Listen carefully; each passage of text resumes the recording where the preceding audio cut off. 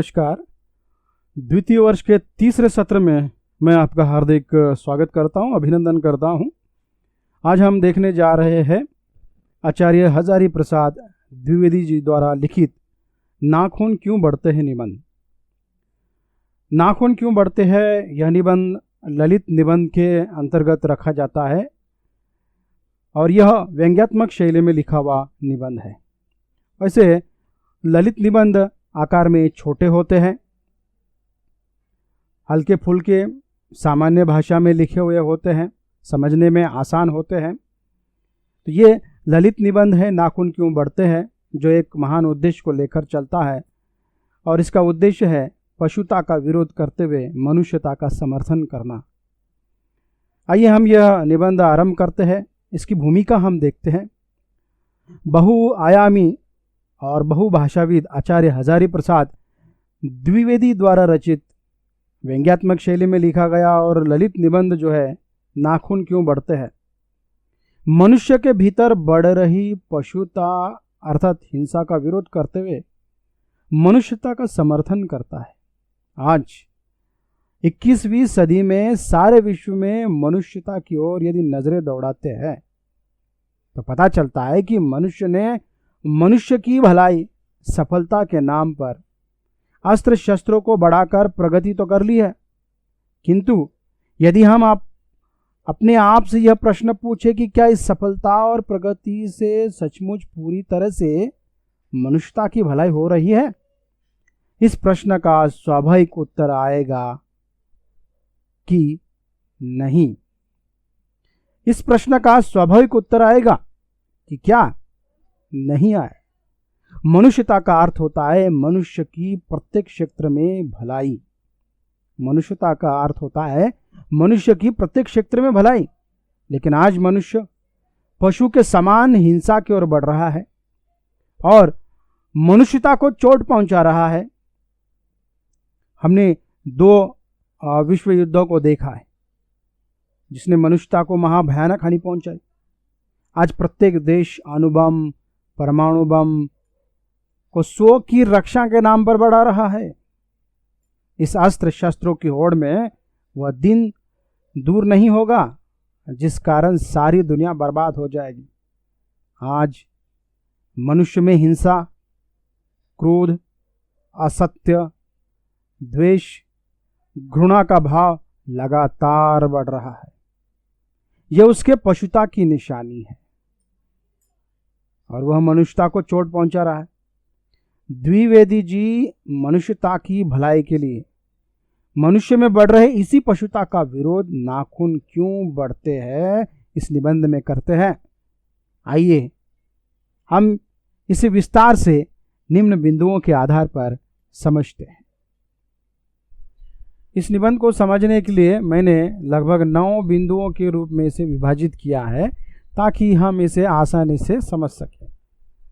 पहला बिंदु है नाखून क्यों बढ़ते हैं, दूसरा है पशुता का इतिहास, तीसरा है पशुता क्या है, चौथा है मनुष्यता क्या है, पांचवा है पशुता का विरोध, छठा है मानवता का समर्थन, सातवां है मनुष्य का चरितार्थ 100 के बंधन में और 8वां है मानवता के प्रति आशावादी दृष्टिकोण और 9 है निष्कर्ष।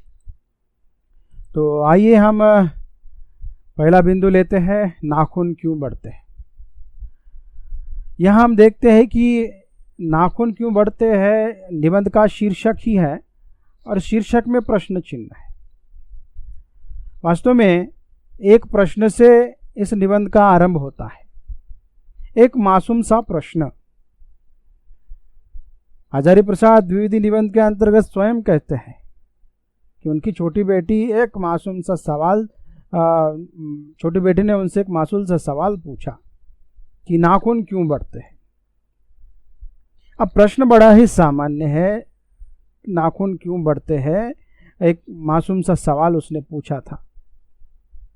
अब इसे लेकर आचार्य हजारी प्रसाद द्विवेदी एक लेखक की कुशलता देखिएगा कि आचार्य हजारी प्रसाद द्विवेदी जी ने इस पर एक निबंध लिख दिया और नाखून क्यों बढ़ते हैं इसका कारण बताते हुए उसका इतिहास उसका वर्तमान और उसका भविष्य, तीनों बातों की ओर दिशा निर्देश करते हुए चलते हैं। बहुत ही सुंदर ऐसा यह निबंध जो व्यंग्यात्मक शैली में लिखा गया है। उन्होंने एक और प्रश्न उपस्थित किया और वहीं पर उसका उत्तर वो देते हैं। जानते हो नाखून क्यों बढ़ते हैं?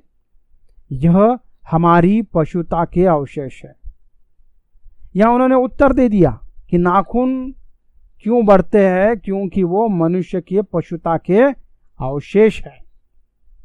वहीं पर उसका और अधिक स्पष्टीकरण देते हुए उन्होंने कहा कि ये भयंकर पाशवी वृत्ति के जीवंत प्रतीक है। नाखून किसके प्रतीक है? तो मनुष्य के भयंकर पाशवी वृत्ति के जीवंत प्रतीक है। वे कहते हैं, मैं मनुष्य के नाखून की ओर देखता हूं तो कभी कभी निराश हो जाता हूं। ये उसकी भयंकर पाशवी वृत्ति के जीवंत प्रतीक है।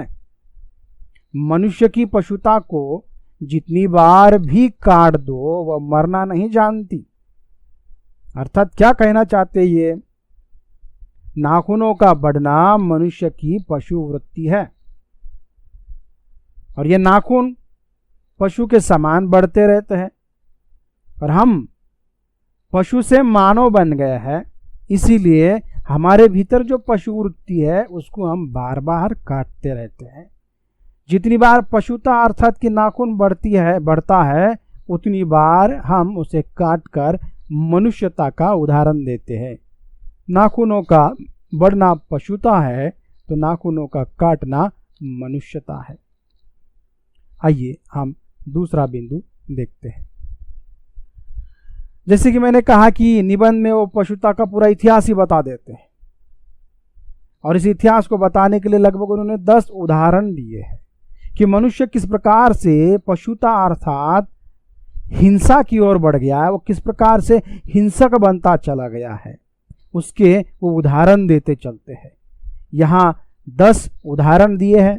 नाखून, दांत, पत्थर के ढेले, पेड़ की डाली, हड्डियों का हथियार, धातुओं के हथियार, गोली और बंदूक, तोफ, बम वर्षक, विमान।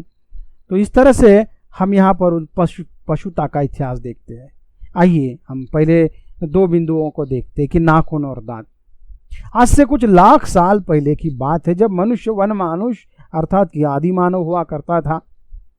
उस समय वो शिकार करके जीवन निर्वाह किया करता था और शिकार करने के लिए उसके पास हथियार यदि कुछ था तो वो थे उसके नाखून और उसके दांत।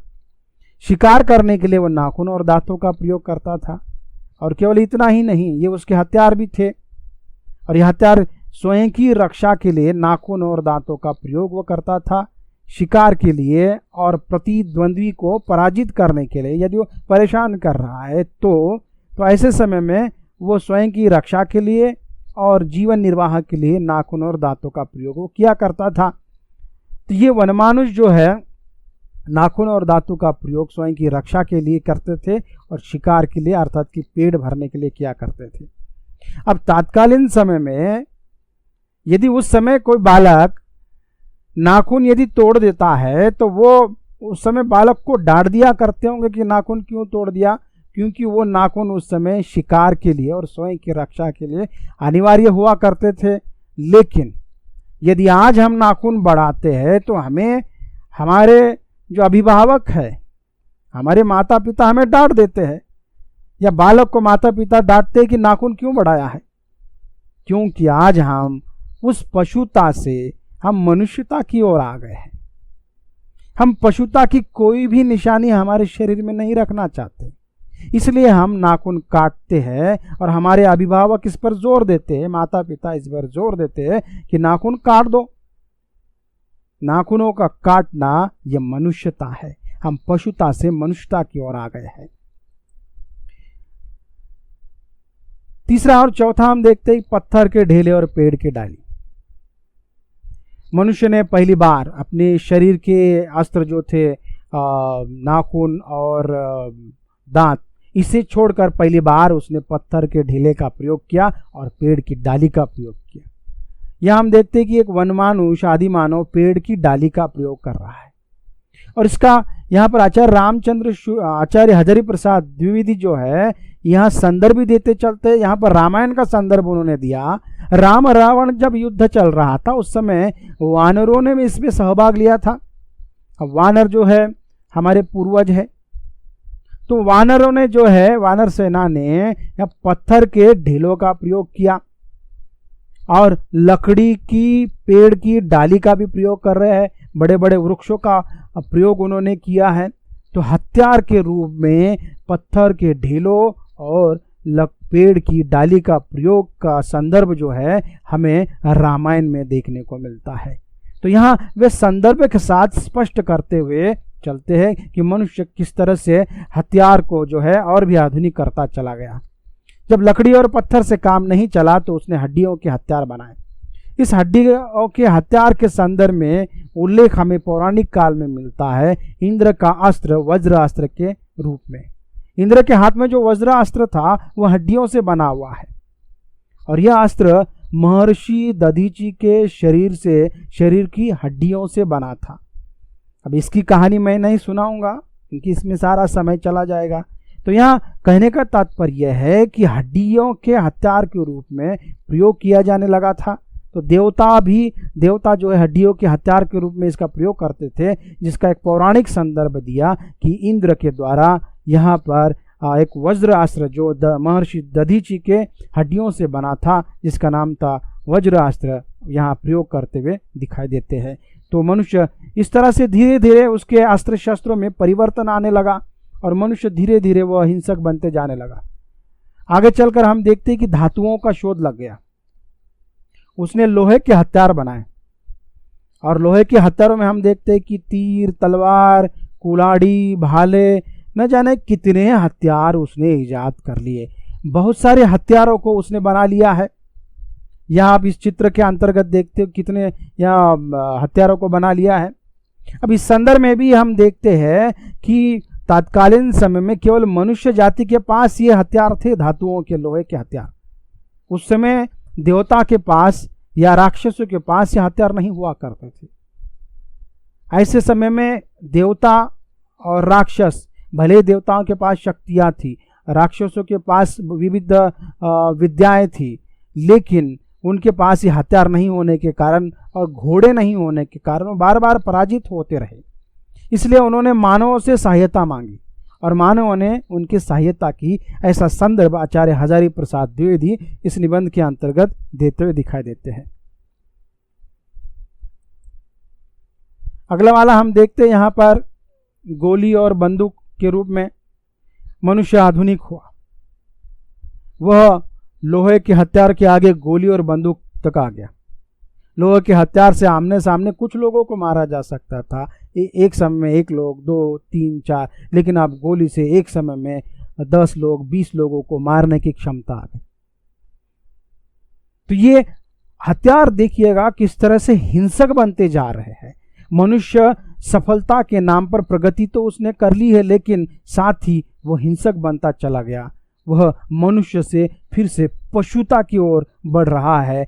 ये अस्त्र शस्त्रों को बढ़ा रहा है, अर्थात कि वह पशुता की ओर बढ़ रहा है। हम देखते हैं कि गोली और बंदूक के बाद तोप और बम का उसने शोध लगाया। जहां बंदूक की गोली से कुछ लोगों को एक समय में मारा जा सकता था, वहीं पर तोप से निकलने वाले बम से वो एक ही समय में 100 से लेकर 200 या 1000 तक लोगों को वह मार सकता था। ऐसा हिंसक हथियार मनुष्य ने खोज कर निकाला। इसके उदाहरण हमें बहुत सारे भरे पड़े हुए जो है इतिहास में देखने को मिलते हैं। भयानक नरसंहार जो है इन तोप और बम के कारण हुआ है। मनुष्य पशुता की ओर, हिंसा की ओर बढ़ता चला गया है। हम आगे देखते हैं, मनुष्य ने इसके भी आगे जाकर बमवर्षक विमान की खोज उसने की, परमाणु बम की उसने खोज की। और जैसे ही बमवर्षक विमान के संदर्भ में हम देखते हैं कि इसका उदाहरण वो स्वयं अपने संदर्भ का उल्लेख करते हैं कि हिरोशिमा का उल्लेख वो अपने निबंध के अंतर्गत करते हैं। अब जब महायुद्ध चल रहा था, उस महायुद्ध में हम देखते हैं कि जापान पर अमेरिका ने हिरोशिमा पर परमाणु बम हवाई जहाज अर्थात कि विमान के जरिए दाग दिया और वहां पर महाभयंकर जो है हानि हुई। लाखों लोग कुछ ही पलों में जलकर खाक हो गए और बाद में फिर कुछ ही दिनों के बाद नागासाकी पर भी हमला किया गया था। तो ऐसे भयानक अस्त्र शस्त्र जो है मनुष्य ने बनाए, ऐसे भयानक हिंसा प्रधान अस्त्र उसने बनाए कि एक ही समय में कुछ ही पल में लाखों लोगों को समाप्त करने की क्षमता ऐसे हथियारों में आ गई है। ऐसे ऐसे हथियार मनुष्य ने बनाए हैं। वह मनुष्यता से पूरी तरह वह पशुता की ओर बढ़ गया है। यहां हम देखते कि बमवर्षक विमान के जरिए उसने हिरोशिमा जैसे शहरों में जो जापान का क्षेत्र है वहां पर परमाणु बम गिराया और वहां सर्वनाश कर दिया। और यदि हम आज इसको प्रासंगिक रूप में देखते हैं, आज तो ऐसे ऐसे परमाणु बम की खोज की गई है कि ऐसे परमाणु बम जैविक हथियारों की खोज की गई है जिसका प्रयोग करते ही कुछ ही पलों में सारी दुनिया समाप्त हो सकती है। आज हम देखते हैं, हम विश्व की ओर नजरें दौड़ाते हैं, आज हम तीसरे विश्व की ओर बढ़ रहे हैं। यदि परमाणु बम का प्रयोग, जैविक अस्त्रों का प्रयोग यदि किया गया तो कुछ ही समय में हमारी सारी दुनिया नष्ट होने की संभावना है। हम किस ओर बढ़ रहे हैं? क्या मनुष्यता की ओर बढ़ रहे हैं? हम पशुता की ओर बढ़ रहे हैं, हम हिंसा की ओर बढ़ रहे हैं। इसी बात की ओर आचार्य हजारी प्रसाद द्विवेदी इस निबंध की ओर संकेत करना चाहते हैं, वो समझा रहे हैं। आइए हम आगे बढ़ते हैं। अब मैंने तो कहा पशुता है, ठीक है पशुता, लेकिन पशुता क्या है इसकी परिभाषा भी करना नितांत आवश्यक है। चलिए हम पशुता की परिभाषा करते हैं, पशुता को समझने का प्रयास करते हैं। पशुता क्या है? हिंसा है। पशुता असत्य है, घृणा है, क्रोध है, द्वेष है, आराम है, असंयम है, झगड़े है, टंटे है, असत्याचरण ही पशुता है। मनुष्य में ये सारे जो है हिंसा, असत्य, घृणा, क्रोध, द्वेष, आराम, असंयम, झगड़े, टंटे, असत्याचरण, ये किसे अभिव्यक्त करते हैं? मनुष्य की पशुता को अभिव्यक्त करते हैं। इसे ही स्पष्ट करते हुए द्विवेदी जी निबंध में कहते हैं, नाखून का बढ़ना मनुष्य के भीतर की पशुता की निशानी है। बृहत्तर जीवन में अस्त्र शस्त्रों को बढ़ने देना मनुष्य की पशुता की निशानी है। मनुष्य में जो घृणा है, जो अनायास बिना सिखाए आ जाती है, वह पशुत्व का द्योतक है। यहाँ हम देखते कि अस्त्र और शस्त्रों का बढ़ना ये क्या है? तो मनुष्य की पशुता की निशानी है। इसी बात को समझा रहे हैं। मनुष्य में जो घृणा और अनायास बिना, ये जो घृणा आती है मनुष्य के भीतर अनायास आ जाती है, बिना सिखाए आ जाती है। और ये किस बात का संकेत है? यह है पशुता का द्योतक। यह पशुता को बताता है। तो पशुता क्या है? तो हिंसा है, असत्य है, घृणा, क्रोध, द्वेष, आराम, असंयम, झगड़े, टंटे, असत्याचरण ही पशुता है। और यह मनुष्यता के भीतर लगातार बढ़ते जा रही है। यही पशुता है। आइए हम अगला बिंदु देखते हैं। मनुष्यता क्या है? मनुष्यता क्या है?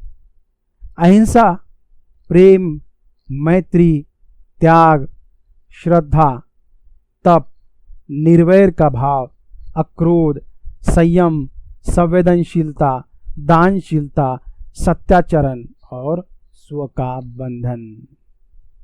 तो मनुष्यता हम किसे कहते हैं? यह हमने उसे अभिव्यक्त करने के लिए हमने कुछ बिंदुओं को यहाँ आपके सामने प्रस्तुत किया। इसी बात को समझाते हुए आचार्य हजारी प्रसाद द्विवेदी कहते हैं, मनुष्य पशु से किस बात में भिन्न है? आहार, निद्रा आदि पशु सुलभ स्वभाव उसके ठीक वैसे ही है जैसे अन्य प्राणियों के, लेकिन वह फिर भी पशु से भिन्न है। यह मनुष्य पशु से भिन्न कैसे है? खाने पीने के समान रूप से मनुष्य और पशु में खाने पीना जो है एक जैसा स्वभाव में दिखा जाता है। खाना पीना और सोना मनुष्य और पशु में एक जैसा दिखा जाता है। फिर भी मनुष्य पशु से अलग है। क्यों अलग है, उसका कारण वो बता रहे हैं। वो है उसमें संयम का भाव। उसमें संयम का भाव है, इसलिए पशु से अलग है।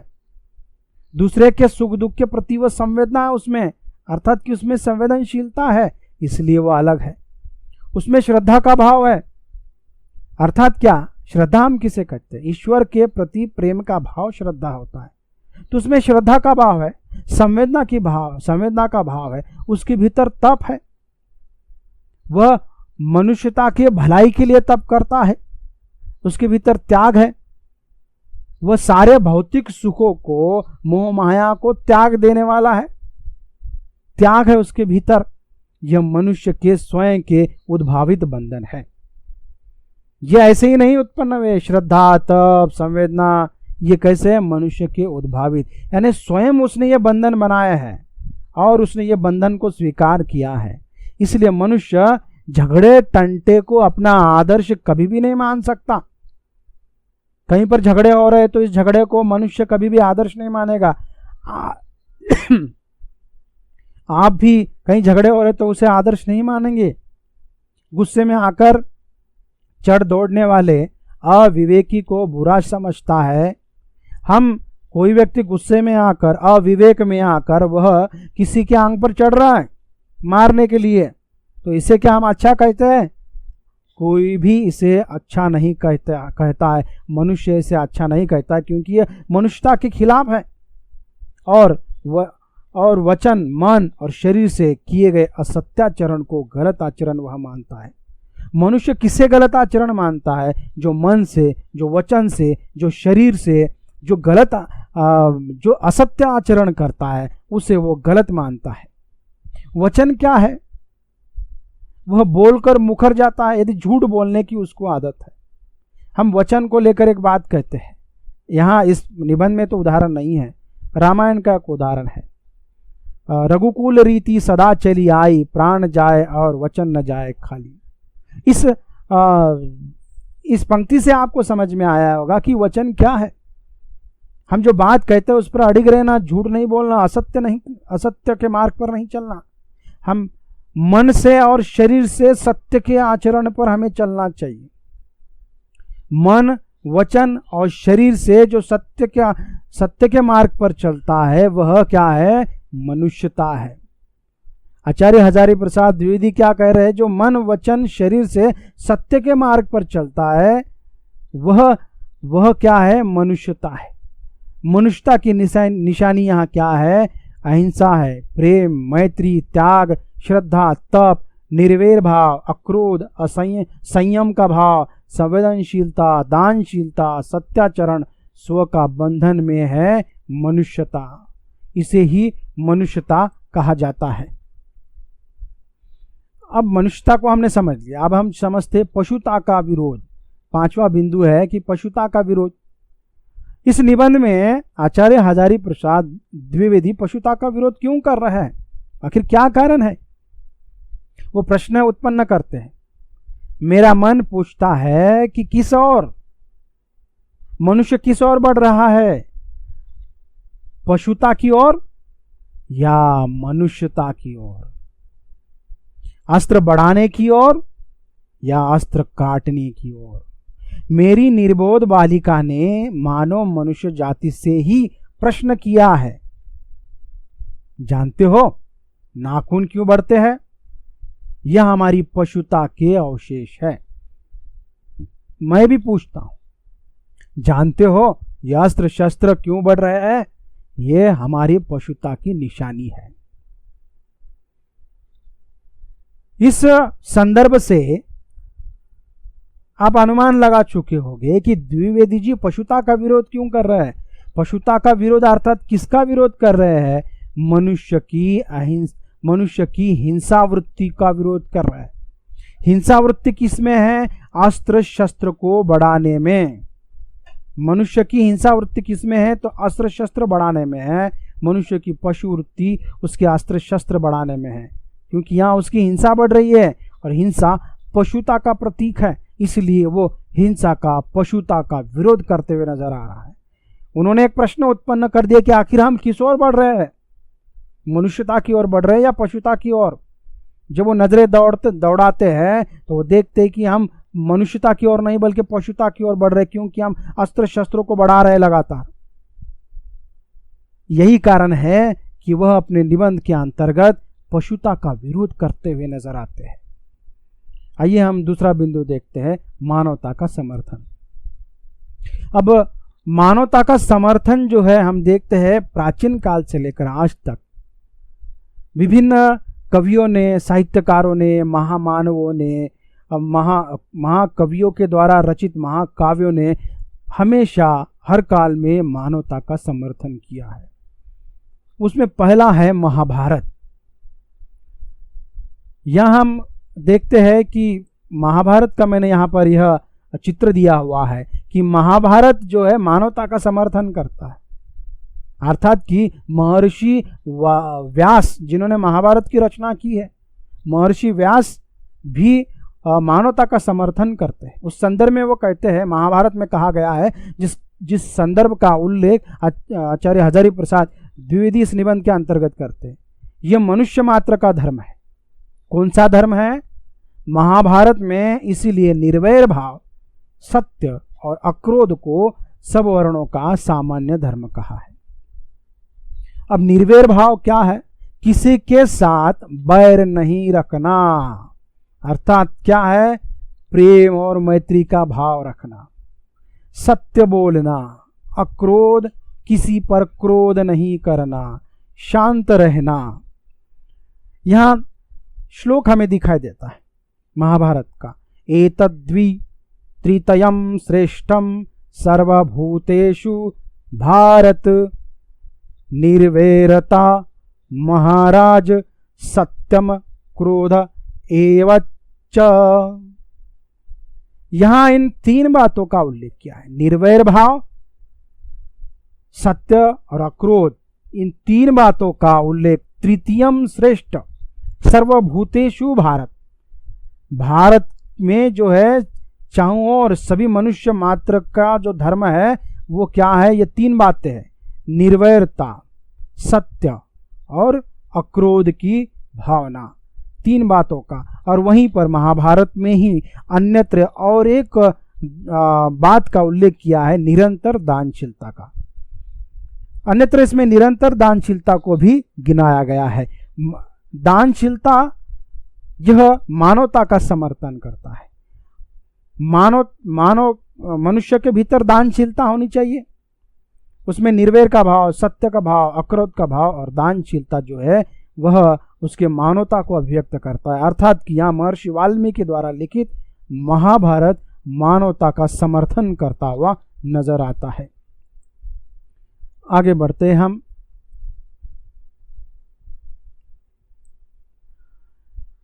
मैंने जैसे कहा था कि महामानवों ने मानवता का समर्थन किया है, यहाँ पर भी महामानव गौतम बुद्ध ने मानवता का समर्थन किया है, जिस संदर्भ का उल्लेख स्वयं आचार्य हजारी प्रसाद द्विवेदी इस निबंध के अंतर्गत करते हुए नजर आते हैं। यहाँ हम देखते हैं कि अहिंसा, सत्य और अक्रोध से मनुष्यता या धर्म की प्रगति होती है का संदेश यहाँ इस गौतम बुद्ध के ये इस संदर्भ के द्वारा हमें दिखाई देता है। द्विवेदी जी इसका उल्लेख करते हुए कहते हैं, गौतम ने ठीक ही कहा था कि मनुष्य की मनुष्यता यही है कि वह सबके दुख सुख को सहानुभूति के साथ देखता है। यह आत्मनिर्मित बंधन ही मनुष्य को मनुष्य बनाता है। अहिंसा, सत्य और अक्रोध मूलक धर्म का मूल उत्स यही है। मूल इसका क्या है? मूल इसकी प्रगति किसमें है? तो अहिंसा में, सत्य में और अक्रोध में। या गौतम बुद्ध ने मनुष्यता किसमें बताई है? यहां सुख दुख को सहानुभूति के साथ मनुष्य जब देखता है उसे मनुष्यता उन्होंने कहा। मनुष्य की मनुष्यता क्या है? सुख दुख को सहानुभूति के साथ देखना, अर्थात कि उनमें मनुष्यता की संवेदनशीलता को महत्वपूर्ण माना है। इतना ही नहीं बल्कि वे आत्मनिर्मित बंधन ही मनुष्य को मनुष्य बनाने की बात करते हैं। अब यह आत्मनिर्मित बंधन क्या है? मनुष्य स्वयं द्वारा स्वयं के लिए बंधन बनाता है, नियम बनाता है। अब ये नियम कौन कौन से हैं? हम नियम अपने अपने नियम बनाते हैं।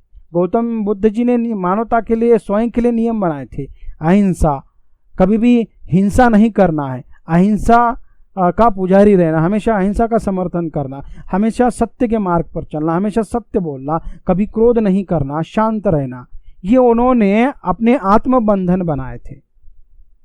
उसी को अभी यहाँ उसी की जो है यहाँ अभिव्यक्ति हुई है। यहाँ गौतम बुद्ध मानवता का समर्थन करते हुए नजर आते हैं। अहिंसा, सत्य और अक्रोध से मनुष्यता या धर्म की प्रगति होने का संदेश जो है इस संदर्भ के माध्यम से आचार्य हजारी प्रसाद द्विवेदी देते हुए यहाँ दिखाई देते हैं। चलिए हम आगे बढ़ते हैं।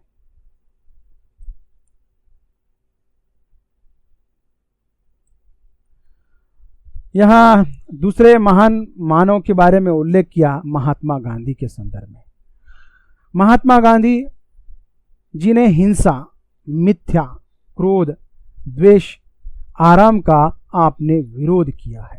ये मनुष्यता के विरोधक है। ये क्या है? हिंसा, मिथ्या, क्रोध, द्वेष, आराम, ये सभी मनुष्यता के विरोधक है।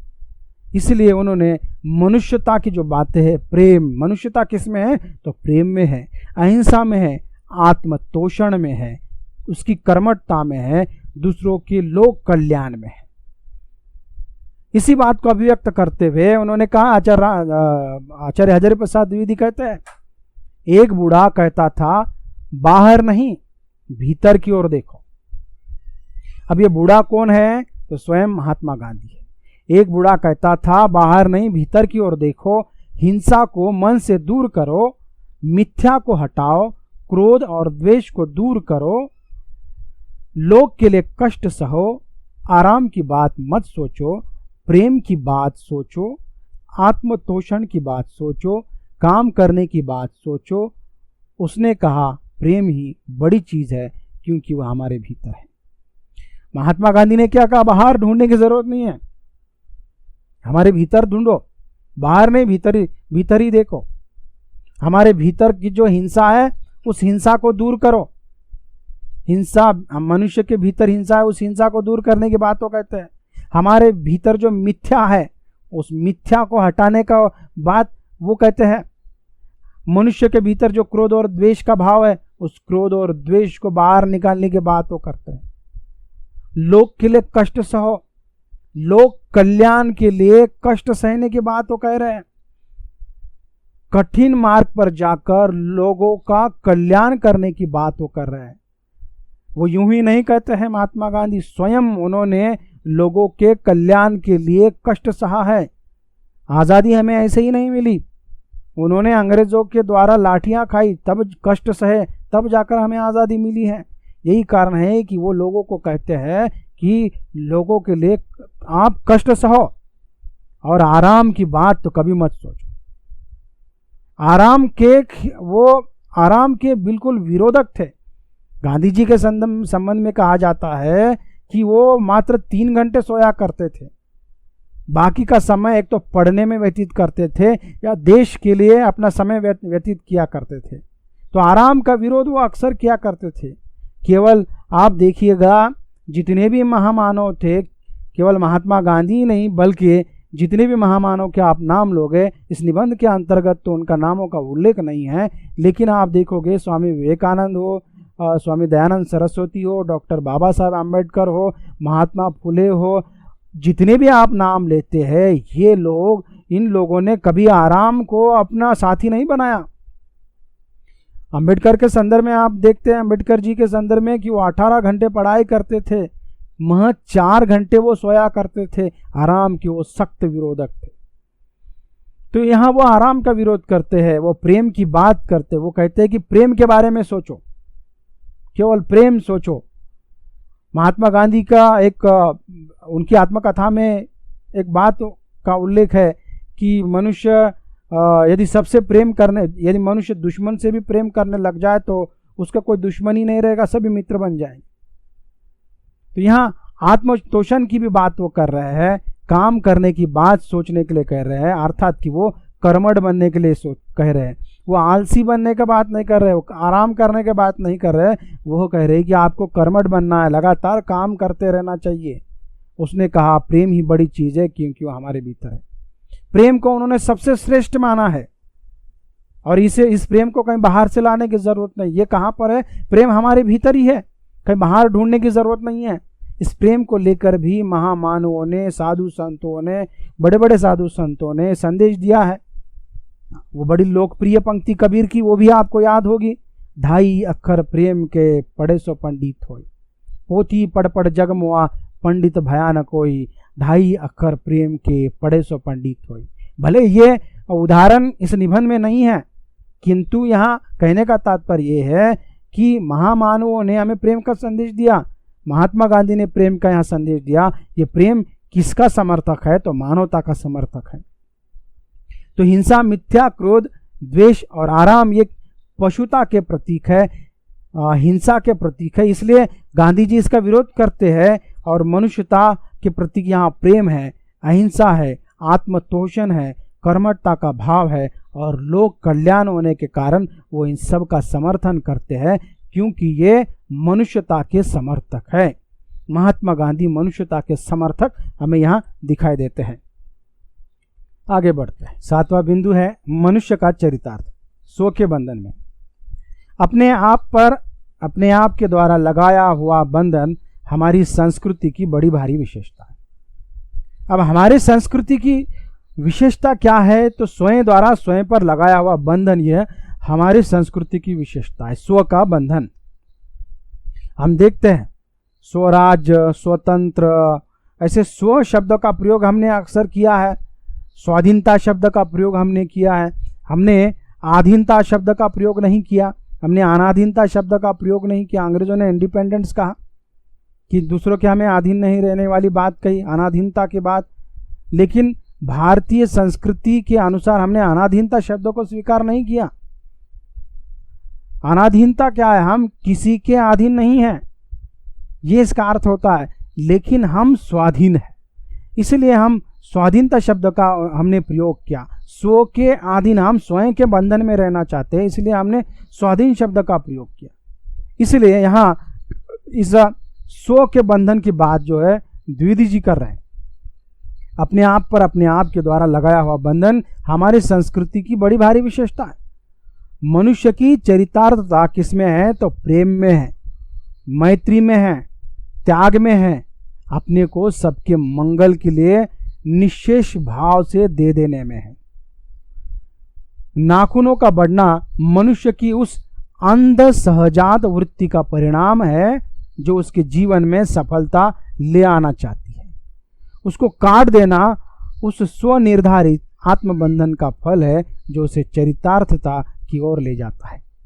तो यहाँ चरितार्थता क्या है? तो प्रेम, मैत्री, त्याग और दूसरों के मंगल कामना के लिए निश्चेष भाव से तैयार हो जाना, बिना फल की अपेक्षा किए दूसरों की मदद करना, निश्चेष भाव।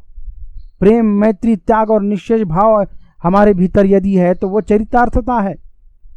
हमारे यहाँ देखते हैं कि हम द्विवेदी जी कह रहे हैं कि नाखूनों का बढ़ना मनुष्य की उस अंध सहजात वृत्ति का परिणाम है, और लोग क्या कहते हैं, उसके जीवन में सफलता ले आना चाहती है, उसको काट देना उस स्वनिर्धारित आत्मबंधन का फल है।